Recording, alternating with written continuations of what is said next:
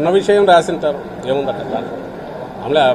ఆమె ఇంకో పార్టీకి అధ్యక్షురాలైనంత మాత్రాన జగన్మోహన్ రెడ్డి గారి చెల్లెలు కాకుండా పోరు, అలాగే ఆమె కుటుంబ సభ్యురాలు కాకుండా పోరు. అందువల్ల వాళ్ళ మధ్య ఉన్న సంబంధాలు ఉన్నాయో అక్కడ కంపల్సరీగా డిక్లేర్ చేయాలి కాబట్టి అందులో వచ్చింది. దానికి ప్రత్యేకంగా వేరే అర్థం చూడాల్సిన అవసరం లేదు. బాగా జరుగుతున్నాయి. సీఎం గారు 25వ తేదీ నామినేషన్ వేస్తారు అండ్ మేనిఫెస్టో కూడా డ్యూ కోర్స్లో వస్తుంది. Thank you.